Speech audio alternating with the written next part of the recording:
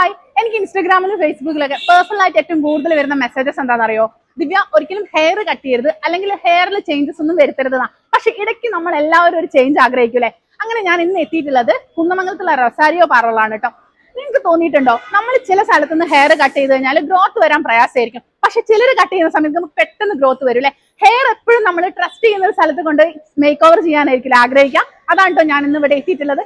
എന്റെ ഹെയറിൽ നമുക്ക് ചെറിയൊരു മേക്ക് ഓവർ ചെയ്താലോ? എന്താ ചെയ്യണ്ടേ? കുറച്ച് മുന്നേ നമ്മൾ ഇവിടുന്നാണ് ട്രീറ്റ്മെന്റ്. നമ്മൾ ലാസ്റ്റ് ചെയ്ത നാനോപ്ലാസ്റ്റി അല്ലേ? നല്ല ഹെയർ ഗ്രോത്ത് വന്നിട്ടുണ്ടോ? നല്ല ഭംഗിയുണ്ട് കേട്ടോ. മുടി കട്ട് ചെയ്യരുത് കേട്ടോ.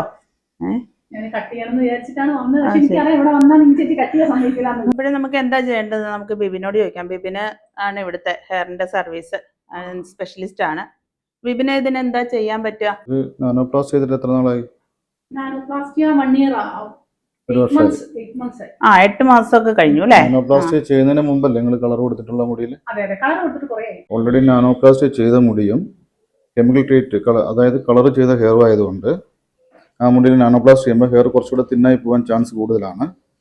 അപ്പം അതിന് പകരം നമുക്ക് ഹെയറിലേക്ക് പ്രോട്ടീൻ ഡെപ്പോസിറ്റ് ചെയ്യാം. റീകളറിങ് ചെയ്യേണ്ട കാര്യം വരുന്നില്ല. അപ്പം എന്തുകൊണ്ട് നാനോപ്ലാസ്റ്റി ആയി കഴിഞ്ഞാൽ നമുക്ക് ബെനിഫിറ്റ് കൂടുതലുണ്ടാവുക ബോട്ടോക്സ് അല്ലെ ബോട്ടോ സ്മൂത്തിലെ. റൊസാരിക്ക് കുന്നമംഗലത്ത് മാത്രമല്ല കേട്ടോ ബ്രാഞ്ച് ഉള്ളത്. അവർക്ക് അശോകപുരത്തൂടെ ഉണ്ട്. പിന്നെ അവർ ബ്ലോ ഡ്രൈയും ഹെയർ എക്സ്റ്റൻഷനും ഇന്റർനാഷണൽ ബ്യൂട്ടീഷ്യൻ കോഴ്സും ഒക്കെ പ്രൊവൈഡ് ചെയ്യുന്നുണ്ട്.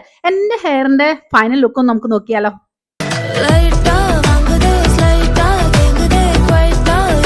ഞാൻ ആഗ്രഹിച്ചാലും അടിപൊളിയായിട്ടാണ് കേട്ടോ എനിക്ക് വിപിചേട്ടൻ ഹെയർ സെറ്റ് ചെയ്ത് തന്നിട്ടുള്ളത്. കാണുമ്പോൾ നിങ്ങൾക്ക് മനസ്സിലായിട്ടുണ്ടാവും എന്റെ ലുക്ക് ആകെ ചേഞ്ച് ആയില്ലേ. ഞാൻ ഹെയർ കട്ട് ചെയ്യാന്ന് വിചാരിച്ചിട്ടാണ് ഇങ്ങോട്ടേക്ക് വന്നത്. പക്ഷെ ഇവിടെ എത്തിയപ്പോൾ നിമ്മി ചേച്ചി ആകെ എന്നെ ചേഞ്ച് ആക്കി. കാരണം എന്നോട് പറഞ്ഞു ഹെയർ കട്ട് ചെയ്യണ്ട, ഇങ്ങനെ വെക്കുന്നത് തന്നെയാണ് നല്ലത്. അപ്പൊ കുന്നമംഗലത്തിന് ഇനി വേറൊരു ഓപ്ഷൻ വേണ്ട. കാരണം അത്രയ്ക്ക് ഗുഡ് സർവീസ് ആണ് റൊസാരിയ പ്രൊവൈഡ് ചെയ്യുന്നത്. പിന്നെ ഓണായിട്ട് അവരുടെ ഓൾ സർവീസസിന് ഓഫേഴ്സും കാര്യങ്ങളുണ്ട്. അപ്പൊ എങ്ങനെയാ ഓണം കളറാക്കാൻ നേരെ റൊസാരിയിലേക്ക് പോരല്ലേ?